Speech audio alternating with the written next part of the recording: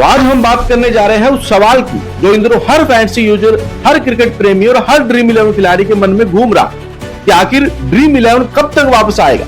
जी हाँ, कुछ समय से ड्रीम 11 पर पैड कॉन्टेस्ट बंद होने के बाद सभी यूजर्स परेशान हैं। हर जगह से यही सवाल, सर ड्रीम 11 चालू हुआ क्या, कब वापसी करेगा। तो आज मैं आपको पूरी डिटेल में बताने वाला हूं कि ड्रीम 11 की मौजूदा स्थिति क्या है, कोर्ट में क्या हुआ, सरकार का रुख क्या है और आखिर हम सबको कब तक इंतजार करना पड़ेगा। क्या हुआ था ड्रीम 11 के साथ। देखिए दोस्तों, सितंबर महीने के आखिर में भारत सरकार ने ऑनलाइन गेमिंग प्लेटफॉर्म पर 40% जीएसटी लागू कर दिया। इस टैक्स का असर सीधे ड्रीम 11 जैसी फैंसी प्लेटफॉर्म पर पड़ा, क्योंकि अब हर कॉन्टेस्ट पर 40% टैक्स देना पड़ता है और इससे कंपनियों के लिए बिजनेस करना बेहद मुश्किल हो गया।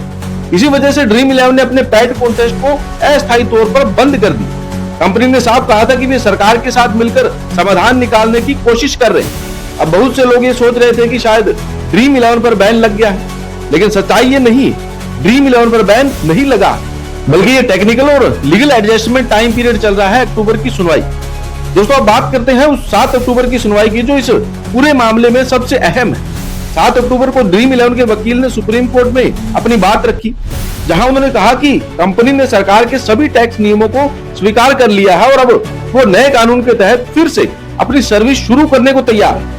लेकिन सरकार की ओर से अभी कुछ टेक्निकल क्लियरेंस बाकी, जिसके चलते पैड कॉन्टेस्ट को दोबारा चालू नहीं किया जा सका। अब इसका मतलब ये नहीं कि ऐप बंद है।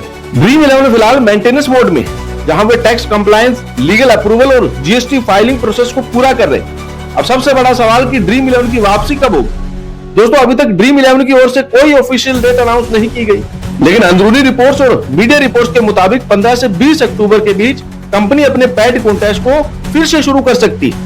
कुछ यूजर्स को ड्रीम 11 की तरफ से मेल भी मिला है, जिसमें साफ लिखा गया है, हम जल्द ही नए टैक्स नियमों के तहत वापसी कर रहे हैं, कृपया थोड़ा इंतजार करें।